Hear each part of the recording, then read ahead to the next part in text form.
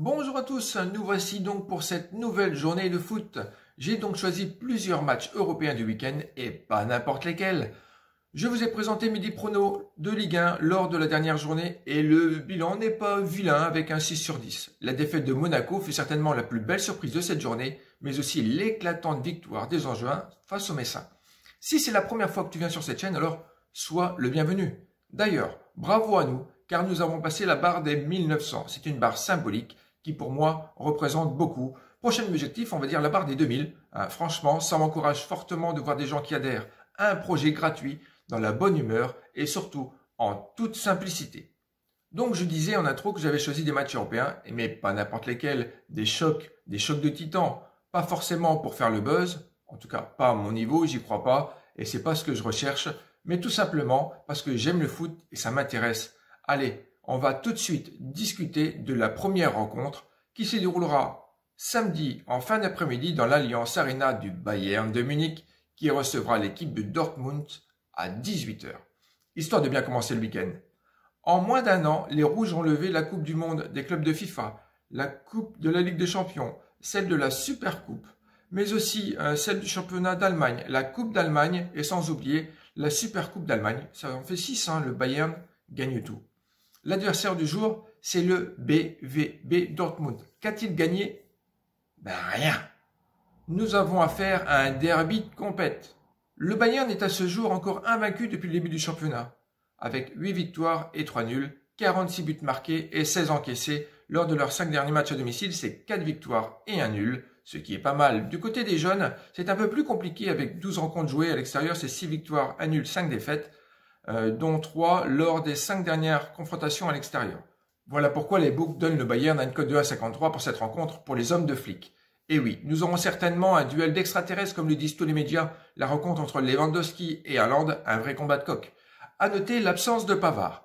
Historiquement parlant, quand on regarde les 3 dernières confrontations, c'est 3 victoires pour le Bayern sur le score de 4-0, 5-0 et 6-0. Jeu, 7 et match. Pour aujourd'hui, on partira sur une victoire munichoise car je vous rappelle que Dortmund jouera son match de Champions League mercredi prochain. Dans quel mode vont être les joueurs, sachant qu'à ce jour, lorsqu'on regarde leur classement dans cette Bundes, ils se retrouvent à la 5e place. Et bien sûr, pour le titre, je pense qu'ils peuvent faire une jolie croix dessus. Donc, pour moi, je pense que ce n'est plus une priorité pour eux, même si ça peut être un défi pour une histoire de rivalité. Ensuite, le deuxième choc de titans est espagnol. Ce n'est autre que le match entre l'Atlético de Madrid qui recevra le Real de Madrid à 16h15 dimanche après-midi. Oui, ça risque d'être un combat détonnant. Nous avons l'Atlético de Madrid qui, je vous rappelle, est le leader de cette Liga avec les hommes de la Maison Blanche à la 3e place avec seulement 6 points de retard. Si l'Atlético l'emporte, elle prendra une sérieuse option pour le titre. Si les hommes de Zizou l'emportent, ils relanceront certainement cette Liga. Bien que nous croyions que les Catalans du Barça étaient à la traîne, pourtant ils se pointent à cette heure-ci en 3e position, égalité de points avec le Real. Donc rien n'est fait, le suspense espagnol est toujours une belle sensation footballistique. Donc le leader à domicile, il a mis le frein à main, car lorsqu'on regarde les 2 dernières rencontres, c'est un nul, une défaite. Et la défaite, c'était face à Levante sur le score de 2-0. Quand on regarde les 2 derniers matchs du Real, c'est une victoire et un nul. Est-ce que ces 2 équipes se ménageront en amont de la Ligue des Champions? Je ne crois pas, car c'est dans 15 jours pour les 2 équipes. Donc là, toutes les forces doivent être à 100% pour une grosse performance. Par contre, côté Atlético, Jiménez, Herrera et Trippier ne seront pas de la partie. Et du côté des rivaux, Carvajal, Mariano et Ramos non plus. Le texte de cette vidéo a été réalisé vendredi soir, mais à cette heure-ci, Benzema, Hazard, Militao ne sont pas sûrs d'être sur la feuille de match. Info intox, c'est vous qui choisirez. Au vu des dernières confrontations entre ces équipes et l'état de forme de celles-ci, il serait bien compliqué de tirer une conclusion. Avec les 3 dernières confrontations, on a 2 nuls et 1 victoire pour le Real.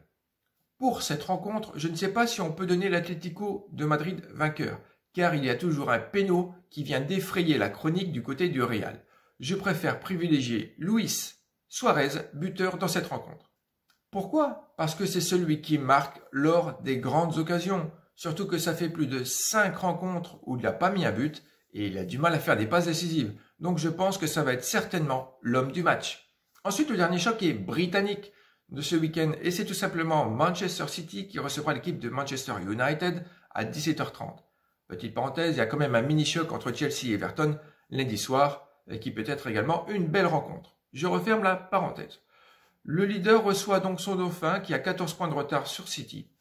Les Citizens viennent de porter à 20 le nombre de rencontres sans défaite d'affilée, alors que United, quant à elle, est à 9 invaincus.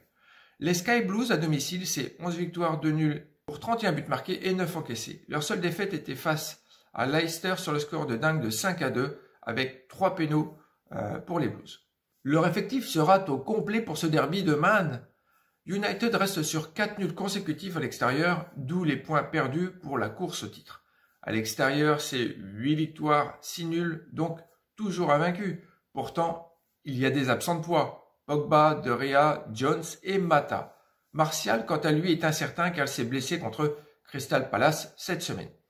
Le dernier beau résultat était le 4-0 face au Real Sociedad en Europa League. Et depuis, c'est plus compliqué. Historiquement parlant, les chiffres donnent l'avantage aux Reds, mais la forme du moment est pour les hommes de Guardiola.